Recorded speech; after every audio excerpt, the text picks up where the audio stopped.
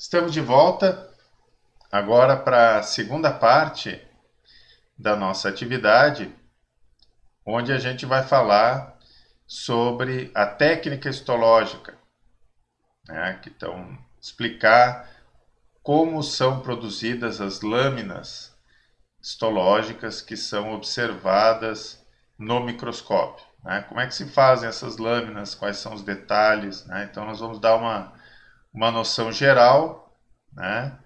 E para que a gente possa entender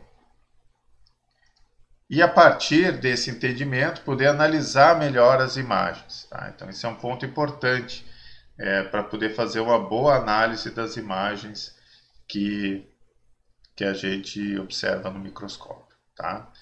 A preparação de lâminas histológicas então, tem várias etapas, tá? Que estão listadas aqui e que vão desde a obtenção da amostra, aí a gente vai elencar qual tecido que a gente quer, até a montagem da lâmina na parte final e que vai permitir então que ela possa ser observada no microscópio. Então a gente vai passar por todas essas etapas, vamos tentar deixar mais claro todos esses componentes que a gente tem aqui: fixação com formol, desidratação com banhos de álcool, né, com concentrações crescentes, né, vai de 50% a 100%. Depois a clarificação ou diafanização com o xilol, né? Então é uma etapa que é necessária para que a gente possa colocar esse tecido, esse fragmento na parafina, né? Depois a gente vai fazer o corte dessa amostra. Existe um equipamento que é chamado de micrótomo e que permite fazer cortes sequenciais e extremamente finos, né? Na casa dos micrômetros. Então a gente vai ter cortes com 5 a 10 micrômetros de espessura, né? Como a gente viu lá na outra atividade, a espessura do corte do tecido vai ser importante para definir a resolução, para definir a qualidade da imagem que a gente vai produzir no microscópio, né? Então é um ponto fundamental, tá? Depois esses espécimes têm que ser reidratados, né? Então de novo agora a gente vai ter banhos decrescentes de álcool, eles vão ser corados, vão ter outros processamentos internos dentro de cada item, tem subprocessamentos, né, que a gente não vai detalhar tanto, e finalmente, né, a gente tem a montagem da lâmina que está pronta para ser observada no microscópio. Tá? Então uma lâmina corada, uma das últimas etapas é a coloração, e a gente tem vários corantes, mas nós vamos tratar de dois especificamente, que é a hematoxilina e eosina, colorações de HE, então que são corantes muito utilizados na rotina histológica, e por isso que já estão nessas cores diferentes.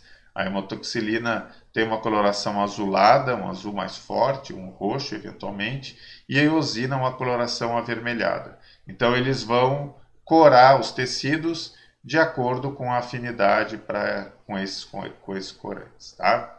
Então vamos passar por todas essas etapas e de uma forma mais ou menos rápida, tentar ir explicando o que está acontecendo e os principais cuidados que se deve ter. Tá? A primeira parte é especificamente escolher o tecido que se quer observar. Né? Isso aí tanto vale para a histologia humana quanto para a histologia animal, ou mesmo na histologia vegetal, né, das plantas, né, a gente tem que observar aquele tecido que foi coletado. E a gente tem que coletar um tecido que seja adequado para a nossa observação. Então aqui nessa figura a gente tem um animal, né? Obviamente que o ser humano, a gente não vai fazer retirada de amostras no ser humano vivo, especificamente para fazer lâminas histológicas, a não ser que seja um caso que não é propriamente só de histologia, mas de patologia também. Aí sim, fazem-se biópsias para fazer o histopatológico.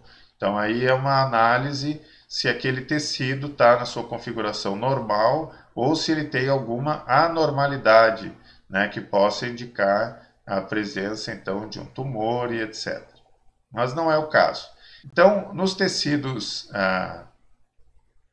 que existe similaridade entre os humanos e os animais, é de praxe que se utilize amostras de animais que são mais fáceis de obter e, apesar de, claro, serem feitas com o máximo cuidado, elas produzem lâminas histológicas em maior quantidade para a gente poder fazer observação nas aulas práticas. Então aqui a gente tem 3 órgãos já que têm características bem diferentes. Então veja, tem um coração, aqui o tubo digestório, né, intestino, e aqui embaixo um fígado. Né, cada um com uma consistência, com um formato, com características que são diferenciadas. Tá? Então quando a gente vai coletar as amostras, a gente tem que saber exatamente aonde coletar essa amostra para que tenha um tecido que seja representativo da estrutura do órgão. Então, se eu pegar um pequeno fragmento do coração na parte do átrio, ele vai ser diferente do fragmento, por exemplo, do ventrículo. Então, tudo isso tem que ser analisado e tem que ser observado. Tá? Quando a gente pega amostras humanas, elas são normalmente feitas a partir de termos de consentimento, às vezes de, vamos dizer assim, rejeitos cirúrgicos, né, para remoção de órgãos, ou então a partir de doações de trabalho em conjunto, muitas vezes, com o setor de anatomia, né, onde eles têm ali cadáveres para fazer a dissecção, né, e eventualmente eles fornecem fragmentos de determinados tecidos para que a gente possa fazer as lâminas histológicas. Tá? Um cuidado muito importante para fazer uma lâmina histológica então é ter a clareza de qual região que vai retirar, né, fazer essa remoção desse órgão e levar ou acondicionar esse material adequadamente o mais rápido possível. Né? Então, quando a gente observa tecidos no pós-mortem, eles vão rapidamente se desestruturando. Né? Eles vão entrando em decomposição, vão apodrecendo. E esse é um cuidado que a gente tem que ter. Por quê? Porque não nos interessa observar tecidos que já estão danificados ou que já estão em decomposição. Né? Na análise histológica, ela pressupõe que aquele tecido que está sendo observado, ele teve a sua consistência, a sua arquitetura preservada. Né? Preservada. Então, esse é um aspecto muito importante também. Né? Vem junto com a escolha do local. Né? Obviamente que a gente não vai poder fazer uma análise em uma lâmina histológica de todo um órgão. Alguns até dá para fazer, outros não. Por exemplo, o coração. Eu não botar todo o coração numa lâmina não vai dar. Então eu vou ter que ter um fragmento. Né? E é essa segunda parte também muito importante que está sendo exemplificada aqui nesse slide, que é cortar o tecido em partes menores. Tá? Então isso também é fundamental, até porque um órgão grande ele vai ter que ser preservado. Né? Normalmente a gente usa, e por isso que tem aqui essas conservas, né? Não é porque a gente faz conserva no laboratório, é porque o princípio é esse, da gente retirar um tecido, uma amostra de tecido de um órgão ou o órgão inteiro e preservar, conservar esse órgão, para que ele mantenha a sua arquitetura assim como era em vivo. Né? Para isso, a gente tem que usar determinadas substâncias, né, que são chamados de fixadores. Então, os fixadores eles permitem a manutenção da arquitetura das células, dos tecidos e dos órgãos. Tá? Então, a gente vai cortar em partes pequenas e vai colocar nos fixadores, até para eles permearem de uma forma mais rápida e fazer então essa manutenção da arquitetura. Mesmo se a gente colocar num fixador, se demorar muito para aquele fixador entrar no tecido, se for um órgão muito grande, muito volumoso, né, a parte mais interna vai sofrer decomposição e vai perder a sua arquitetura. Tá? Então esses fixadores eles são fundamentais. Então a gente vai remover o tecido, vai cortar em pedaços pequenos e vai colocar num fixador. Tá? Isso tem que ser de forma bem rápida. Se demorar muito, pode já ocorrer alguma degradação e aí a arquitetura do órgão já é perdida. Tá? Habitualmente, a gente tem como fixadores produtos à base de formol, né? Ou substância à base de formol. Aqui nesse slide a gente tem ali um frasco com formol a 10%, né? Ali dentro tem alguns recipientes, né?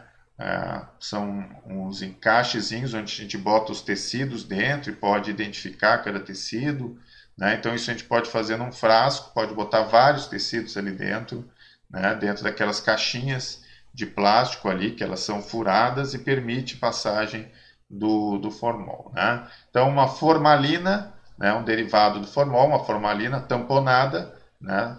E permite manter essas amostras que a gente coletou e preservar a arquitetura delas, né? Existem outros tipos de fixadores, tem um que é chamado de fixador de Bouin, né? Que também funciona bem e é muito usado também para fazer fixação. Tá? Vejo que aqui a gente já tem uma sequência, né? Depois da fixação, a gente vai deixar um tempo fixando, e depois vão passar as outras etapas, isso já num laboratório, né, de histologia propriamente, onde a gente tem primeiro a desidratação. Então aqui a gente tem os banhos de álcool crescentes, né? Então 100%, 90%, 80%, 70%, 60% ou 50%, aí cada um tem. Tá? Então tem que ficar lá, tirando de um lugar, botando do outro, tá? Tirando de um banho, botando no outro banho, tira do formol, bota no primeiro banho e assim vai, sempre cuidando para não diluir, né, aquilo que está indo para o banho seguinte, né, senão o formol vai diluir o álcool, né, se for grande quantidade, a primeira concentração vai diluir a segunda, né, então isso tudo tem que ser muito controlado. Tá? Em laboratórios onde tem uma rotina grande de produção dessas lâminas, existem equipamentos, né, que a gente chama de histotécnico, né, como está na imagem ali. O histotécnico, ele tem todos esses banhos, aqui na estrutura dele em cima, ele tem todos esses banhos, né, e aí, automaticamente, ele vai tirando de um banho e colocando no outro. Ele levanta, que essas mãos, esses braços deles, levantam, tiram as amostras, avançam e vai para o próximo. Tá? E fica aquele tempo programado, né, para ficar naquele banho, né, e depois segue adiante e vai fazer todas essas etapas. Né? Depois desse processo de desidratação no álcool, ele é imerso no xilol. Né? Então o xilol ele serve para clarificar, é um processo de diafanização, justamente porque a parafina, que vai fazer o bloco, né, que a gente vai colocar o tecido, a parafina ela não se mistura com o álcool, nem com a água.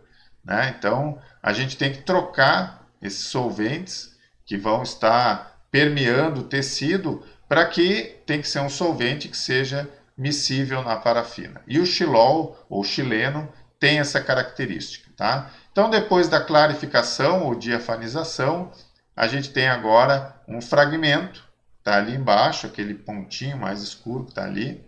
E esse fragmento é colocado dentro de um molde, ele está embebido, né, uma quantidade de xilol, foi clarificado no xilol. E agora, aqui dentro desse molde, a gente vai colocar parafina, né, aquecida e que então fica líquida. Então a gente vai preencher esse molde e vai esperar então essa parafina A partir do momento onde a temperatura dela desce, né, fica mais baixa, ela vai se solidificar ao redor do espécime, que está ali em cima, aquele pontinho preto, e vai formar um bloco de parafina. Então, esse bloco pode ser transportado para vários lugares, o tecido está preservado ali dentro, tem uma certa preservação, tá? E agora, esse bloco, ele vai nos ajudar muito na etapa seguinte, né? Vocês lembram que a gente falou que os tecidos têm que ser fatiados, eles têm que sofrer cortes histológicos, né? E aqui a gente tem já um bloco com a devida organização para o corte. Então ele aqui em cima ele sofre uma escarificação para ficar só aquela parte em volta realmente da amostra, né, que foi preservada aqui de forma temporária ainda, né? A gente está seguindo adiante. Então vocês estão vendo aqui as forminhas, existem algumas pessoas que usam, por exemplo, até papel alumínio, outras papelão, tem gente que usa essas forminhas aqui com metal, né? E que permite fazer então um bloco de parafina sólida com a amostra, né? Então isso aí são etapas que são feitas dentro do laboratório e que permitem então a gente ter um tecido com a estrutura, com a arquitetura dele preservada, né? E pronto para fazer ou para iniciar os cortes histológicos, tá? Que também são fundamentais para que a gente possa obter uma imagem na microscopia, né? Nesse tecido do jeito que está, com essa amostra que tem um certo tamanho, a gente não vai enxergar nada, porque a luz vai ter uma grande dificuldade de passar, de atravessar esse espécie. E na fase seguinte, então a gente vai pegar aquele bloco, vai acoplar ele num instrumento, que é esse aqui, o micrótomo, né? Então o micrótomo ele tem aqui um avanço, que é uma manivela, naqueles que são manuais, tem alguns que já são elétricos, né? Então a gente programa o avanço, nesse caso aqui é de 7 micrômetros, e ele automaticamente vai aproximando o bloco de parafina de uma navalha, né? De uma lâmina. E aí esse suporte que prende o bloco de parafina com o tecido, ele vai baixando e subindo. Cada vez que ele baixa, corta uma fatia do bloco. Quando ele sobe, ele avança 7 centímetros. 7 centímetros não, perdão. 7 micrômetros. E esses 7 micrômetros acabam fazendo com que, ao baixar de novo, um outro corte seja feito. E assim por diante. No manual tem aqui uma manivela e esse avanço vai se dando manualmente ou de forma automática nesses micrótomos mais modernos, tá? E aí a gente tem uma tripinha que está saindo aqui. Do que? É uma fatia do tecido e em volta dessa fatia, parafina. E uma grudada na outra. Então, cada fatia fica grudada na anterior, tá? Então, esse é a produção do corte histológico, né? Essa secção, né? Está seccionando aquele bloco onde tem a parafina, onde tem o tecido que a gente quer observar. E agora a gente já vai trabalhar com fatias, né? Eventualmente a gente vai fazer o corte em todo o bloco, ou pode fazer até uma parte, aí preparar algumas lâminas, ver se ficaram boas. Se não ficaram, aquele bloco pode ser descartado, ou então fazer mais cortes para ver se melhora nas outras partes, tá? Então, esse é um processo típico de laboratório de histologia, é um procedimento que se faz habitualmente e que agora, então, tem outras etapas. Então, a gente vai seguir a partir do micrótomo, com o corte do micrótomo, ó, a gente vai ter uma tirinha ali de parafina e tecido, a gente coloca num banho-maria, né? Individualiza os diferentes cortes e aqui nesse banho-maria, o que vai acontecer? A gente vai, então, fazer uma espécie de pescaria, né? A gente vai pegar a lâmina, colocar por baixo daquele fragmento, né? E vai posicionar ele no centro da lâmina, tá? Vai deixar ele aquecido. O que vai acontecer com a parafina? Ela vai ficar líquida, a gente vai poder retirar e vai ficar só o tecido grudado ali na lâmina, tá? Então, como estão nessas lâminas aqui embaixo. Claro, não preciso botar um corte em cada lâmina, posso, se é do meu desejo, eu posso fazer 2, 3, 4, 5 cortes às vezes, né? Aproveitar várias daqueles cortes numa mesma lâmina, né? Para poder então fazer as etapas seguintes, né? Então a gente está transferindo agora os cortes para as lâminas histológicas para poder seguir adiante nesse processamento, tá? Bom, aqui está a parte de secagem, né? Então a gente vai ter que reidratar essa amostra, né? Para que a gente possa então fazer a coloração, né? Os corantes estão em soluções aquosas, né? Então é importante. A gente tem aqui a hematoxilina e a eosina, são aqui duas cubas, vai botar um determinado tempo aqui na hematoxilina, vai corar com esse corante, tem que lavar, lava bem na água, etc. Depois bota rapidamente na eosina, também lava, e aí a gente tem uma lâmina corada, né, que vai ter algumas preparações posteriores, até que a gente vai colocar aqui uma substância hidrofóbica, né,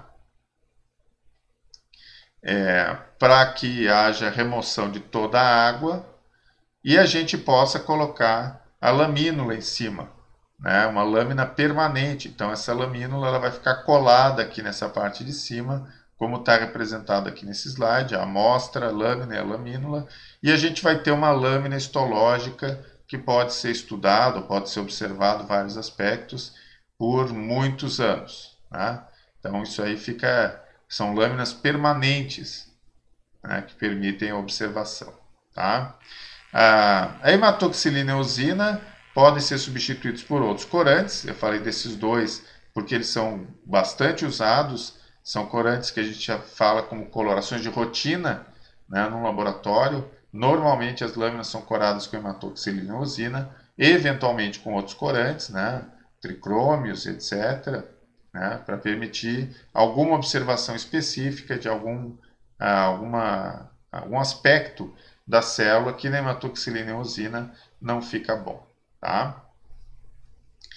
Bom, além desse aspecto todo da preparação da lâmina, da montagem das lâminas, como a gente vinha falado, obviamente que a gente precisa entender um pouco de como se dá as interações dos corantes com os tecidos, né?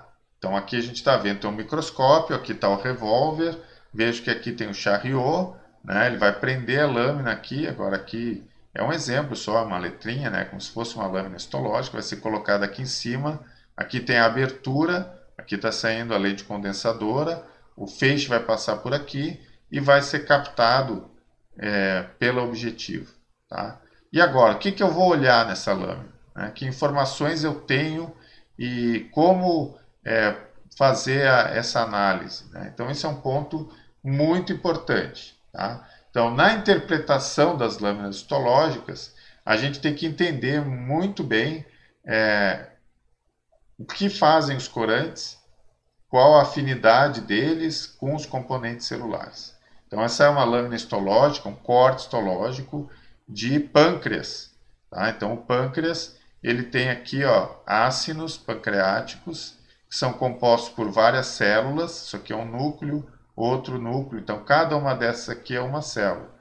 E vejam que essas células formam conjuntos aonde a parte mais periférica, né, ela está numa coloração mais escura, ou seja, mais corado pela hematoxilina. Enquanto a parte mais central desse conjunto de células é corado de uma coloração que tende mais para um vermelho, para um rosa, então corado pela eosina. Vejo que os núcleos são escuros, né? Obviamente aqui a gente já tem a primeira imagem de um corte histológico, então é uma fatia, e isso a gente tem que reportar sempre para o aspecto tridimensional. Então isso aqui provavelmente tem um formato de um saco, né? E a gente fez um corte transversal nesse saco. Então ele está mostrando a parte externa e a parte interna, né? Esse ácino que a gente chama é um ácino pancreático, é formado por células, e aqui a gente tem uma fatia dessas células assim como tem aqui do lado, são outros ácidos e por isso os aspectos são diferentes. Tá? Então, o que está acontecendo com os corantes? Por que eles estão se ligando em determinadas partes da célula e em outras eles não se ligam? Tá? Então, tem esse esquema. Essa aqui é uma representação daquela célula pancreática que a gente viu no slide anterior. Está o núcleo da célula, né? Aqui a parte mais corada pela hematoxilina e aqui a parte mais corada pela eosina. Tá? Então, com o conhecimento que a gente tem hoje, a gente sabe que a célula do ácido pancreático é uma célula que produz uma série de enzimas digestivas. Né? Então, o suco pancreático ele vai ser produzido no pâncreas e por um sistema de ductos ele vai ser liberado lá no intestino delgado, lá no duodeno. Né? E lá ele vai fazer a digestão dos alimentos que foram ingeridos e que passaram, né, pelo esôfago, estômago e chegaram lá no intestino delgado. Então, aqui nessa parte de cima dessas células, ela vai estocando em vesículas todas essas proteínas, que são enzimas, né, digestivas, e que têm que ser liberadas, né, nesse sistema de ductos e lá no intestino delgado, no momento da alimentação. Né? Elas não podem ser liberadas antes, né? Porque não faria sentido, não tem alimento, não tem por que ter essas enzimas digestivas. Então a célula vai acumulando essas proteínas em vesículas na sua parte mais próxima do centro, né? Na parte mais próxima da parte que está na abertura do ácido. Né? E a parte que a gente chama o domínio basal, que fica mais externo, mais na parte de baixo, onde está o núcleo, ele é repleto de componentes celulares que são fundamentais para a produção dessas proteínas. Então a gente sabe, e vamos esclarecer isso de uma forma e relembrar isso também durante esse semestre, na parte de biologia celular, que uma proteína ela é feita a partir de uma informação que está num RNA mensageiro, e esse RNA mensageiro ele foi transcrito lá no núcleo a partir do DNA. Tá? Então, o DNA é um ácido desoxirribonucleico, o RNA é um ácido também, ácido ribonucleico. Então, aqui a gente vai ter RNAs aderidos a ribossomos, a retículo endoplasmático, né? Que tem grande quantidade nessa parte aqui basal da célula, e na parte mais superior, que a gente chama de domínio apical, a gente tem aqui uma grande quantidade de vesículas, né? Vesículas com proteínas. Tá? Por que eu estou explicando isso? Para a gente poder entender que esses ribossomos, onde existe aderido o RNA mensageiro, eles vão ter um caráter ácido, em função do ácido ribonucleico. Né? O mesmo caráter que predomina no núcleo, onde tem o DNA, é o ácido desoxirribonucleico. Então, o DNA que está no núcleo e o RNA que estão no citoplasma, eles têm esse caráter ácido. Tá? Bom, no caso das proteínas que estão acondicionadas em vesículas, é o contrário. Tá? Essas proteínas elas têm um caráter básico. Né? Então, o que vai acontecer nesse caso? A gente tem componentes celulares que têm caráter ácido e outros componentes celulares que têm caráter básico. Tá? Então, para se unir nesses componentes de forma diferencial, a gente vai usar também dois corantes que apresentam características opostas daquilo que eles vão se ligar. Tá? Então, o que é básico vai se ligar no corante ácido. Tá? E o que é ácido na célula vai se ligar no corante básico. Tá? Então, a hematoxilina é um corante, uma substância com predomínio com caráter básico, né? E a eosina é uma substância com características ácidas. Então, o componente celular, no caso, o ribossomo, que tem o RNA mensageiro, que tem afinidade pela base, pela hematoxilina, ele é chamado de basófilo, ou seja, ele é amigo da base. E isso é um termo que a gente usa muito, né, nas análises de biologia celular e da histologia. Então, essa parte, esse domínio basal da célula é chamado de basófilo, porque ele é mais corado pela hematoxilina. São componentes basófilos que, por ter essa característica, se coram pela hematoxilina. No caso aqui do domínio apical, a gente tem componentes que têm afinidade pela eosina, então são acidófilos, né? E por isso a gente tem esse aspecto diferencial entre essas duas partes da célula, como a gente viu aqui nessa parte anterior. Então, a parte de baixo da célula e o núcleo ficam mais azuladas, são basófilas, e aqui a parte mais interna, né, onde a célula está mais perto daqui do centro do ácino, né? Então, essa parte que é o domínio apical é chamado então de acidófilo corado pela eosina. Tá? Então, isso é muito importante, a gente saber quais são os componentes e correlacionar com essas afinidades dos corantes, né? Que têm cargas elétricas, e essas cargas, então, elas têm características acidófila, ou melhor, ácida ou básica, de acordo com essas cargas, e que tem uma afinidade pelos componentes celulares, que também têm característica ácida ou básica. E aí cada um vai se atrair pelo oposto. Tá? Então isso é muito importante para a gente interpretar a lâmina histológica e poder entender como é que se dá essa distribuição das cores naquele tecido que a gente está identificando. Tá? Muito bem. O último ponto que é fundamental na análise das lâminas histológicas é o plano de corte, né? Já que a gente viu que o micrótomo faz uma fatia muito fina. Então, dependendo aonde é feita essa fatia, a gente vai ter uma imagem. E aqui a gente tem 3 exemplos, né, de estruturas formadas por células e que, dependendo aonde for a fatia, a gente vai ter uma imagem diferente. Então, veja, a fatia aqui em cima, ó, a gente tem essas 3 estruturas, que na verdade fazem parte de uma estrutura única, né, que se projeta aqui, que dá a volta e que acaba então na lâmina histológica aparecendo desse jeito. Esse aqui, ó, se for aqui em cima, vai aparecer dessa maneira. Se o corte for aqui embaixo, ele também vai aparecer assim. Aqui, ó, vejam, a gente está fazendo o corte numa área, numa intersecção onde as duas estruturas estão se unindo, mas não se uniram ainda.